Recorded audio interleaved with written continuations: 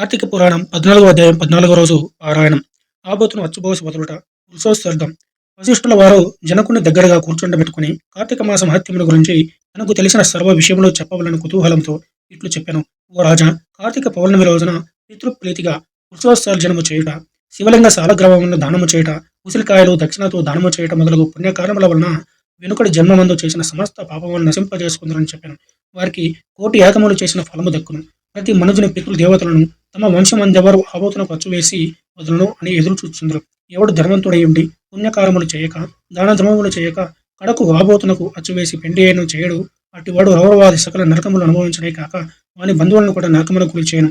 కాన ప్రతి సంవత్సరం కార్తీక మాసమున తన శక్తి కొలది ధనము చేసి నిష్ఠతో వ్రతమాచరించి సాయం సమయమున శివకేశవులకు ఆలయమునందు దీపారాధన చేసి ఆ రాత్రి ఎంతో జాగారం ఉండి మరునాడు తమ శక్తి కొలది బ్రాహ్మణులకు సన్యాసులకు భోజనం పెట్టిన వారు ఇహపరములందు సర్వసుఖములను అనుభవింతురు.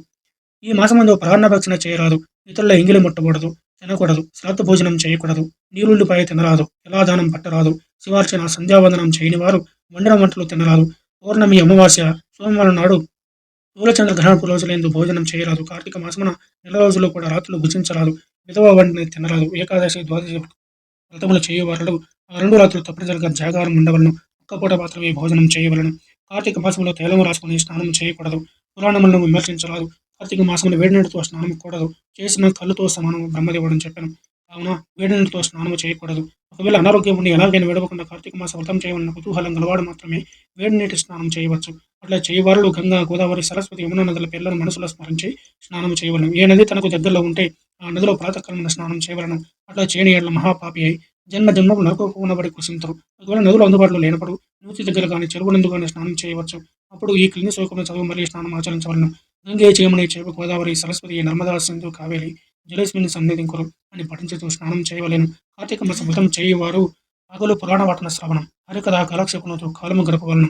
సాయంకాలమున సంధ్యావందనాది కృత్యములు ముగించి పూజా మందిరమున శివుని క్లౌక్తముగా ఈ క్రింది విధముగా పూజించవలను. కార్తీక మాస శివ పూజా కల్పం. ఓం శివాయ నమః ధ్యానం సమర్పయామి. ఓం పరమేశ్వరాయ నమః ఆవాహనం సమర్పయామి. కైలాసవాసాయ నమః నవరత్న సింహాసనం సమర్పయామి. ఓం గౌరీనాథాయ నమః పాద్యం సమర్పయామి. ఓం లోకేశ్వరాయ నమః అర్ఘ్యం సమర్పయామి. ఓం వృషభాయ నమః ఓం స్నానం సమర్పయామి. దిగంబరాయ నమః వస్త్రం సమర్పయామి. ఓం జగన్నాథాయ నమః యజ్ఞోపవీతం సమర్పయామి. కపాలధారణాయ నమః గంధం సమర్పయామి. సంపూర్ణ గుణాయ నమః భస్మం సమర్పయామి. ఓం మహేశ్వరాయ నమః అక్షతాన్ని సమర్పయామి. ఓం పార్వతీ నమః ధూపం సమర్పయామి. తేజోరూపాయ నమః దీపం సమర్పయామి. లోకరక్షాయ నమః నైవేద్యం సమర్పయామి. లోచనాయ నమః తపోని రాజనం సమర్పయామి. శంకరాయ నమః స్వర్ణపత్ర పుష్పం సమర్పయామి. ఓం భవాయ నమః ప్రదక్షిణ నమస్కారం సమర్పయామి. ఈ ప్రకారముగా కార్తీక మాసమంతయు పూజించవలెను. శివ సన్నిధిని దీపారాధన చేయవలెను. ఈ విధంగా శివ పూజ చేసిన ఎడల ధన్యుడగును. పూజానంతరం తన శక్తిని బట్టి బ్రాహ్మణులకు సమారాధన చేసి దక్షిణ తంపూరాది సత్కారములకు సంతృప్తి పరచవలను. ఇట్లా చేసిన వారు 100 అశ్వమేధ యాగములు చేసిన ఫలము, 1000 వాజపేయ యాగములు చేసిన ఫలం కలుగును. ఈ కార్తీక మాసం నెల రోజులు బ్రాహ్మణ సమారాధన, శివకేశవుల సన్నిధిని నిత్యాల దీపారాధన, తులసి కొట్టును కర్పూర హారతులతో దీపారాధన చేసిన ఎడల వారికి వారి వంశీయులకు పితృదేవతలకు మోక్షం కలుగును. శక్తి కలిగి ఉండి కూడా ఈ వ్రతమును ఆచరించని వారును 100 జన్మలు నానా యోనులందున జన్మించి తర్వాత నక్క, కుక్క, పంది, పిల్లి, ఎలుక మొదలగు జన్మలు ఈ ఫలితము శాస్త్రోక్తంగా ఆచరించండిలా 15 జన్మల యొక్క పూర్వజ్ఞానము కలుగును. ఫలితము చేసినను పురాణము చదివినను విన్నను వాటి వారలకు సకల ఐశ్వర్యములు కలిగి మోక్ష ప్రాప్తి కలుగును. ఇట్లు స్కాంద పురాణాంతర్గత వశిష్ఠ ప్రోక్త కార్తీక మహత్య మందలి చతుర్దశాధ్యాయము 14వ రోజు పారాయణం సమాప్తం.